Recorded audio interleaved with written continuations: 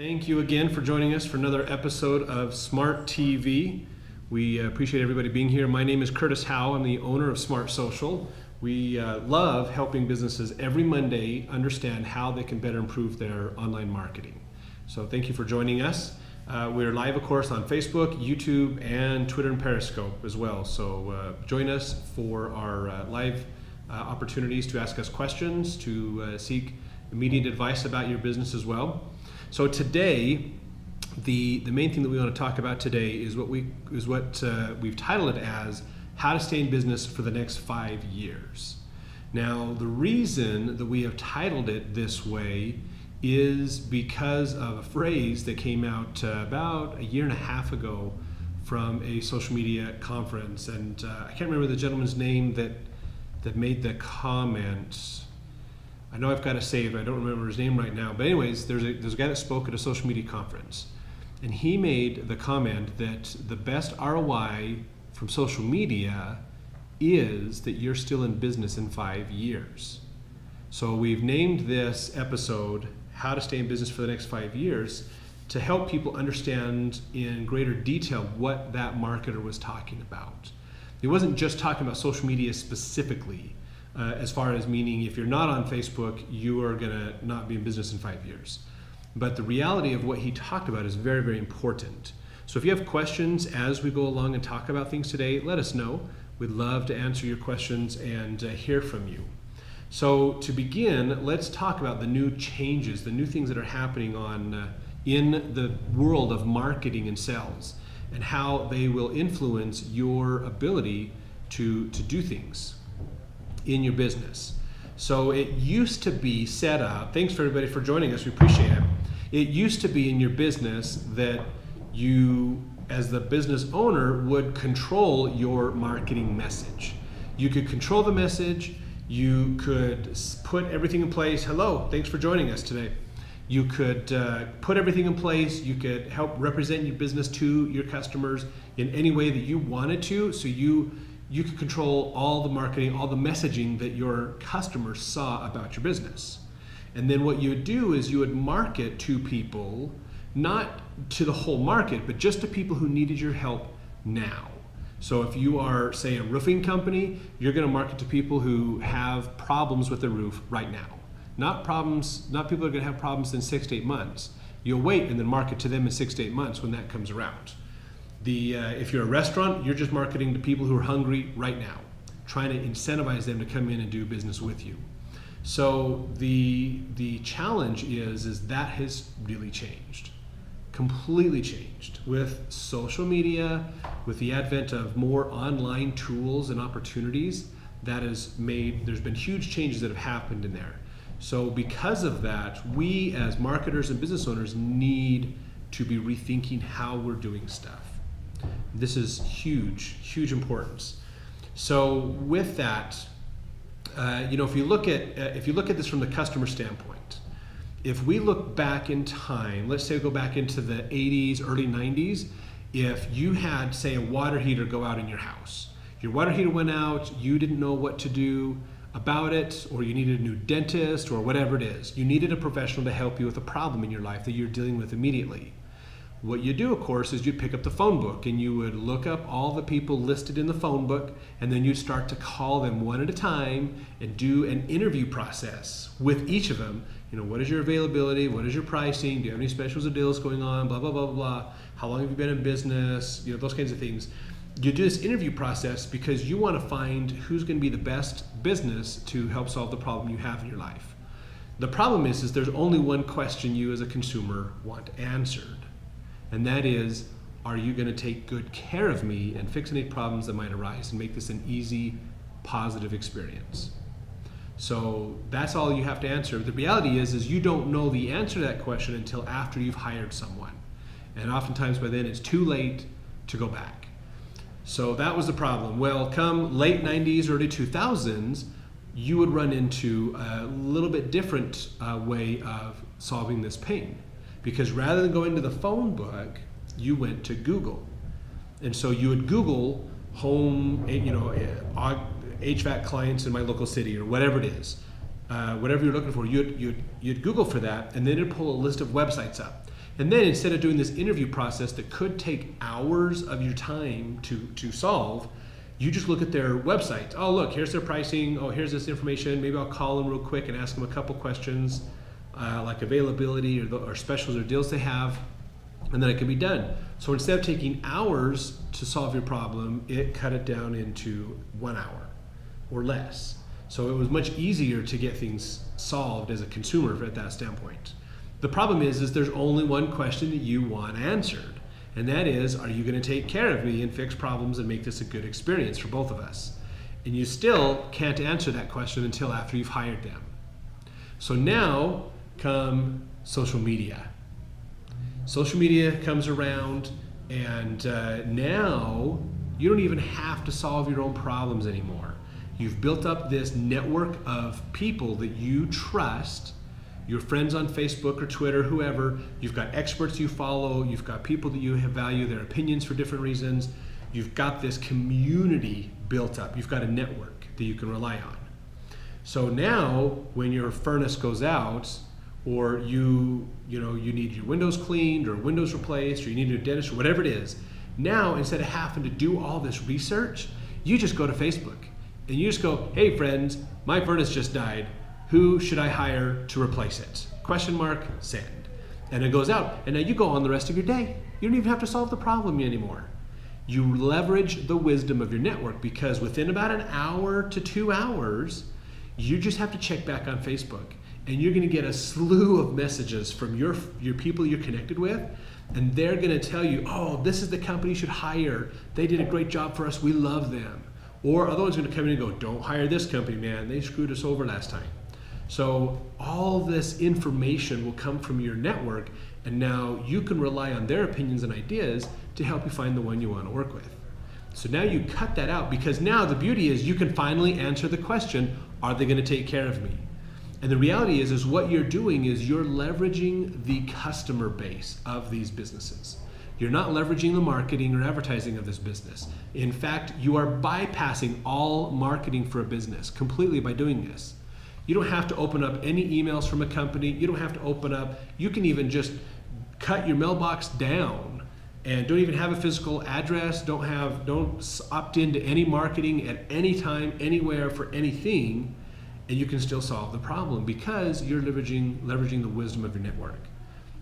So this has nothing to do with the customer, with the marketing that a company is doing. This has everything to do with their customers. What is the perception that that customer has of that business? That is the key. And so you've got to realize that when somebody goes out and leverages that wisdom, they are talking to your customers, not looking at your marketing, not looking at the coolest, latest ad that you put on Google AdWords or the latest mailer you put out in the mail or anything like that. They're talking to your customers directly. If you have done business with someone that they're connected with, that person who's your customer is going to tell a future customer about their experience with you.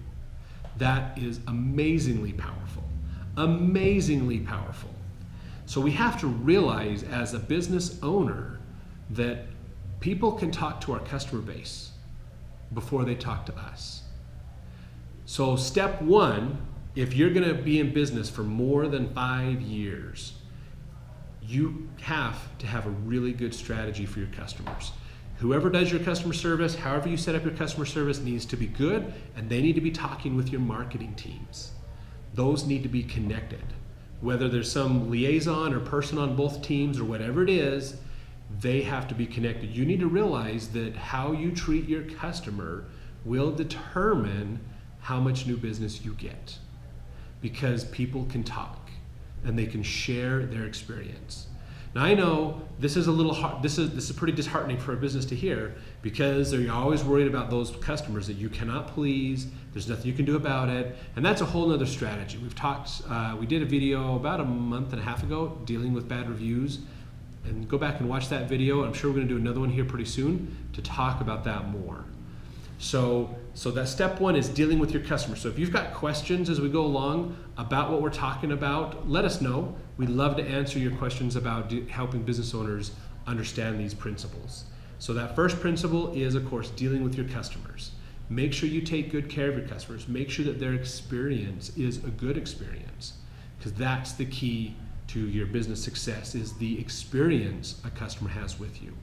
Now, that's not easy to do all the time. Some businesses are real simple to do, like if you're a restaurant, there's a customer experience, there's the ambiance, there's the cleanness, there's how your servers are treating people, so forth. There's other businesses when they come to your house, then how does that technician handle things when they're in the customer's home? All those things is customer experience. And that makes a big, big difference. It's a little easier for some businesses than others, but that's okay. You just want to think of what is that customer experience, what can we do to make it good? You're not going to please everybody, but you want to do the best job you can at providing good customer experience. That will help tremendously in your business. So that's a big part of it. The other part of it is leveraging your customers. This is something that I don't know how many business books I have read. How many of you hit the like button or comment if you've ever read a business book that said that keeping customers around you is cheaper than getting new customers?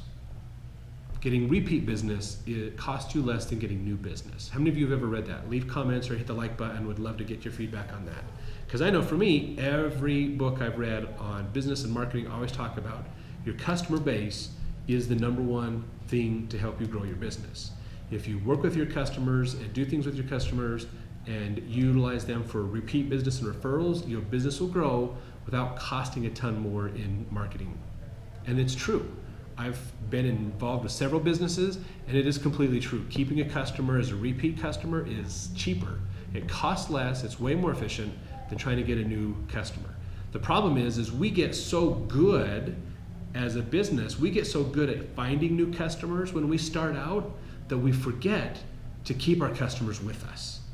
And that is a huge, huge problem. We are being left in the dark. We are leaving tons of money on the table because we are not taking care of our customers and keeping them with us. This is huge, huge, huge, huge. So this is one of the things that makes social media so powerful, is because it's all about keeping your customers with you. That's a major part of it. You can run ads, you can do things to keep new customers, new business flowing in for you. But again, keeping your customers around you is so, so important, okay? We did a video about a month ago, if I remember right, on why you should capture email addresses of your customers. Do that. Get those email addresses so that you can run specific targeted ads to them for upsells, for repeat business. You can do other things to get them to come like your page. You want to build an ecosystem around your business. And that ecosystem is your customer base. So these are the people that have done business with you. You want to encourage them to leave reviews so that it influences other people to go, oh, look, there's tons of good reviews for this company. We like this. This looks like a valuable company that can help us in our business. So get those reviews happening, get people leaving feedback on your page. Independent, I really recommend not having a contest about leaving reviews because that tends to taint the reviews that are left. So you want more altruistic reviews. So just encourage people to leave a review. Do it at the point of sale, do it in a follow-up email with a link to your Facebook page, whatever you need to do to make sure that they leave you a review. Those are very, very important. There's third-party services, like Bird Eye is one that we've utilized in the past. There's all kinds of things that you can do to help get those reviews to come in and get them. Get people to leave those reviews. They'll help. Build this ecosystem. Encourage your customer base to follow you. Send them emails with links to your Facebook page or your Twitter account or Pinterest or wherever you'd like them to go. Get them to follow you, and not just follow you on one site, but cross-promote your social sites so that your customers will follow you on multiple sites simultaneously. You'll be able to get a lot more content in front of them. You'll be able to be seen more often by your customers. It won't feel creepy like you're sending them ads every single day in the mail or spam email or anything like that. And it'll help them keep you top of mind. If you rise to the top of mind and you're doing things, that's going to help out. So do a lot to keep that customer base around you. And social media has made it easier and more cost effective than ever before to keep your customer base with you in your business. Keep them thinking about you, keep educating them and helping them out. And that leads to that other step as well. The next step in is realize that you want to provide value. Okay, too often, and we see this all the time from a consumer standpoint, too often businesses don't care about us until they know we have money. As soon as they know we can spend money with them, then they want our birth dates, they want our names and email and address, and they want to be buddy-buddy with us from then on out. That's not counting anymore. That's not working as well as it used to. You as a business owner need to realize that you need to provide value and relationship up front. Be willing to put the time to build relationships with the potential future customers before they buy. If you see them as value and you contribute value to their life, then they will buy from you. That is very, very important. So in a way, the model has flipped. It used to be that a business only goes out and talks to the people who they need to use their service now, so they make immediate sales right now to generate business for their business immediately. Then they bring those people in, and then they want to nurture and work with those people and do those things later. That's turned. As a consumer, you need to realize that from a consumer standpoint, they have a tremendous amount of power. They know they have problems, they know they have things that need to be solved, but they can go talk to your customer base. They can avoid your marketing, they can talk directly to your customers. They don't need to talk to you at all to know about your business. They'll go get as much unbiased information from your customers as they can. Then they'll make their decision. So keeping your customers with you helps influence that buying process. If your customers can't think of you, they can't think of your company name because they don't see you anymore. You know, if you're an HVAC business and you just replace a furnace for somebody and you don't keep them around through monthly email newsletters and through social posts and other things like that, they're going to forget your name. They're going to, as soon as they see your name again, oh yeah, that's that company that helped us. We had a good experience with them. Cool. But when their friend says, I need help with my furnace, they're going to go, oh man, what is the name of that company that helped us a year ago? I don't remember the name. And now they have to go take time to look it up and do things. And then it just takes forever for them to find you. And by that time, you are out of mind. And they've already made their decision. We got a question. Are you a millionaire? Not yet. I'd love to be, but we're not quite there yet. At least to be able to show it on paper and things like that. So the thing that you want to realize with social media is keep your customers with you. Do a lot to keep your customers with you and educate them, provide value. That's why we talk about in the past that on social media, your content should be no more than 1/3 of your posts should be about your business. 2/3 of what you put out on your site should at least be about something other than your business. News, advice, tips, education, information, things to provide value to your followers. You're a news site. Every business that's on social media is a publisher. So you have to think like a publisher. You have to attract people in so that they want to do business with you. And so it's a whole different way to do things. Best way to invest $10,000. I'm not quite sure on $10,000 the best way to invest that. Other than if you're a business and you want to invest that kind of money, then definitely look at keeping your customers around you. Do things to help your customers stay with you. That'll help a lot. Keep top of mind with your past customers to encourage that repeat business and referral business. That'll help tremendously. As well as connect with your future customers. Because of social media, people can connect with you and see you. And so they do that research, and having that ability to be seen, having that presence, being seen as an expert in your industry because you're putting out a lot of good, valuable content, not just about your business, but valuable content for their life, that'll help tremendously. So that's really the beauty of social media. Thanks for joining us from Japan. That's cool. We appreciate that. So that's the beauty of being on social media. Yes, you can run ads. Yes, you can do things to generate business immediately for you. That's good, but that's 1/3 of the potential that social media has for you. So the real value in social media is keeping your customers around you in the long term and building those relationships with your future customers so that they will want to buy from you. Those are the bigger ones. Now you've got to have more patience. You've got to have more patience when doing those. That's very important. Realize that it takes a while. It takes on average 6 months at least of constant daily content to make sure that you can build that relationship with your follower base. It takes a while. We've seen after 18 months, social media just really becomes even more valuable. It just picks up and runs better for you. It's amazing. So take the time to do that.